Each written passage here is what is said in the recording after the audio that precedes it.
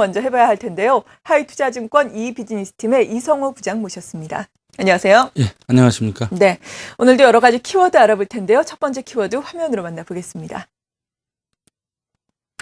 첫 번째 키워드는 미국의 대선입니다. 앞서 말씀드린 것처럼 오늘 오후 미국의 선거가 시작이 되고요. 우리 시각으로 한 내일 밤 정도면은 뚜렷한 윤곽이 나오게 되는데요. 먼저 투자자 입장에서는 미국 대선 어떤 측면에서 주목을 해야 될까요?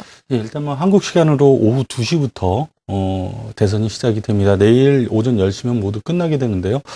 주별로 투표가 끝난 이후에 출구조사가 이루어지는데, 네. 일단 당선자 윤곽은 이 출구조사가 내일 정오 정도면은 나올 것으로 보입니다. 그래서 어느 정도 예측은 가능하지만 워낙 지금 오차 범위 내에서 접전을 하고 있기 때문에 출구조사 가지고는 좀 어려울 것 같고요. 내일 저녁 6시가 넘어야 최종 결과가 좀 나올 것으로 보입니다. 전체 투표로는 지금 뭐 거의 비슷한 백중지세지만은 선거인단 선거라는 특징을 보면 오바마가 지금 승리할 가능성이 상당히 높은 것으로 지금 예측이 되고 있고요. 문제는 이번 허리케인 샌디 영향으로 투표가 정상적으로 치러지기가 어려운 것이 많다는 것이죠. 피해 지역의 침수, 정전, 뭐 이런 복구가 아직도 안 되고 있어서 뉴저지라든가 뉴욕주, 코너티켓주 뭐 이런 데들은 임시 투표소를 마련하거나 이메일 혹은 팩스를 통해서 투표를 하는 그런 대책을 마련하고 있는데요. 뭐 그렇기 때문에 투표율이 크게 떨어질 것이다라는 네. 그런 우려도 나오고 있고요. 초박빙인 현재 상황에서 비정상적인 투표가 대권에 영향을 줄 수가 있고요.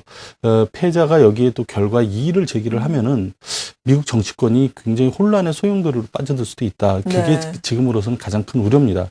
2000년에도 그 엘고 민주당 후보가 플로리다 재검표까지 가면서 자기가 선거에서 패했다는 것을 한 달이나 지나서 시인을 했거든요. 네. 그렇기 때문에 한 달 동안 상당한 혼란이 있었는데 지금은 아시다시피 미국의 재정절벽이라든가 굉장한 그 어떤 정치적인 합의를 이끌어내야 할 그런 상황인데, 만약에 이런 결과가 다시 반복이 된다면은 그 선거 이후에 굉장히 큰 혼란이 올 수가 있고요. 그것 때문에 시장 상당히 좀 안 좋을 수 있다라는 것들.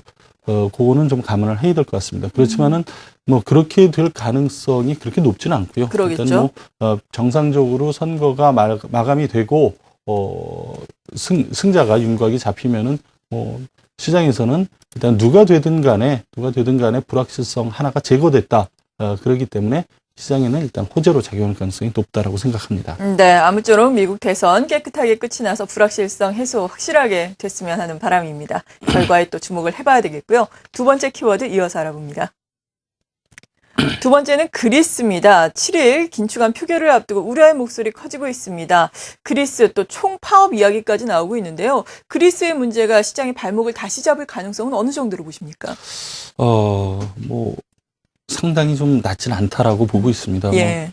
뭐 한 30-40% 정도는 된다고 생각하고 있는데, 그리스가 312억의 그 자금을 지원을 받아야 되는데 그 전제 조건으로 내년하고 내후년에 135억 유로의 정부 지출을 줄이는 긴축안이 통과가 돼야 됩니다. 이게 이제 7일 날 상정이 되는데요.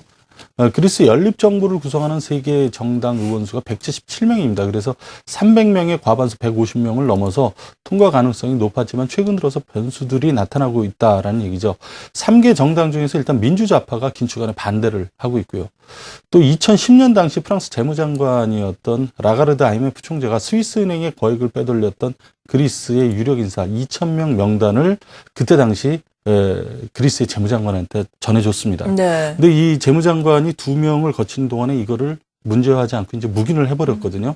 근데 최근에 그 문제가 다시 불거지면서 이 2명의 재무장관을 의회가 조사를 하겠다 이렇게 예. 발표가 됐는데, 문제는 이 2명은 재무장관 중에 한 명이 지금 연립 내각을 구성하고 있는 사회당의 당수인 에반젤로스 바니겔로스라는 사람이거든요. 그렇기 때문에 만약에 이것 때문에 처벌을 받게 되면 사회당과의 신민주당과의 이 연정 자체도 좀 우려가 되고요. 상당히 그런 것들이 변수가 될 수 있다는 거고요. 또 그리스 회계감사법원이 이번 135억 유로 긴축안에 대해서 이건 위헌이다 라고 그렇게 또 판결을 네. 내린 게 있고, 지난달 31일 날 민영화법이 통과가 될 때도 그때 전체 이제 표결한 의원이 293명인데 찬성이 148명입니다. 겨우 이제 통과가 됐다라는 것. 기존의 연립정부 내에서도 이탈표가 많이 나왔다라는 그런 얘기인데요.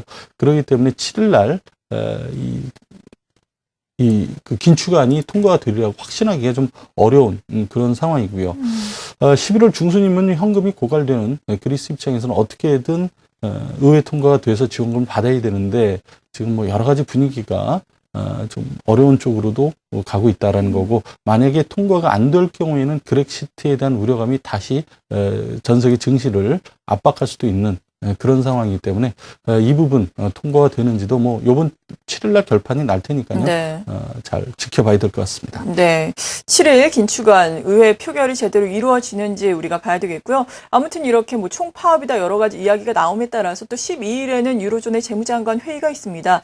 여기에서 그리스에 대한 추가 구제금융 집행 합의가 나오기는 어렵겠다라는 이야기가 나오고 있으니까 이러한 부분들도 우리가 잘 지켜봐야 되겠습니다. 세 번째 키워드 이어서 알아봅니다.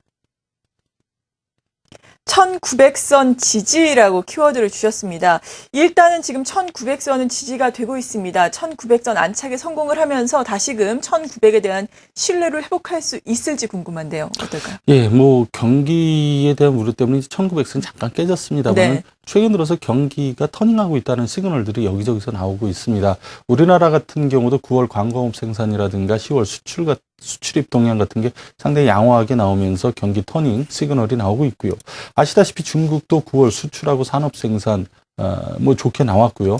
더군다나 PMI 제조업 지수도 양호하게 나오면서 중국 경기 반등 가능성 높아지고 있고, 미국 같은 경우에도 그 고용 지표라든가 주택 지표들이 상당히 좋게 나오는 가운데 지난주에 10월 ISM 제조업 지수라든가 소비자 신뢰 지수 뭐 이런 것들이 양호하게 나오면서 경기 개선의 일관성을 보여주고 있는 그런 상황입니다.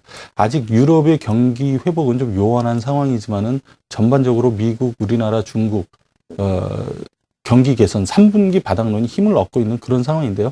생각만큼 빠르진 않아도 미국의 QE3를 비롯한 각국 중앙은행들의 유동성 강화 공조가 이제 어느 정도 좀 힘을 발휘하고 있는 것으로 실물 경제에도 영향을 미치고 있는 것으로 볼 수가 있고요. 앞서 말씀드렸던 미국의 대선 문제라든가 그렉시트 문제만 부각이 되지 않는다면은 그래서 1900선은 지켜질 것이다라고 생각을 합니다. 더군다나 이제 그동안 풀렸던 유동성에다가 그 경기 회복이 만나게 되면은 생각 밖으로 상당히 높은 상승을 보일 가능성도 좀 있는데, 아직은 그럴 가능성뿐인 이유가 그동안 이제 경기 회복이 되고 있지만은 그 회복세는 아직 좀 미미하고요.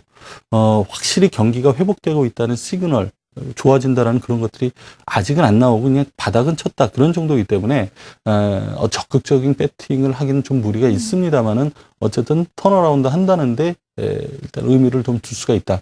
그래서 결국은 이번 달 지수도 1900에서 1965 사이에서 크게 벗어나지 않고 1900은 지지가 되고, 앞으로 지금 뭐 1910선이니까 지금보다 좀 올라갈 가능성이 더 높다 그렇게 생각을 합니다. 네, 오늘 이 시간 이렇게 하이투자증권 이비즈니스팀의 이성호 부장과 함께 먼저 대외적인 중요 변수들 그리고 지수에 대한 전망까지 해봤습니다. 감사합니다.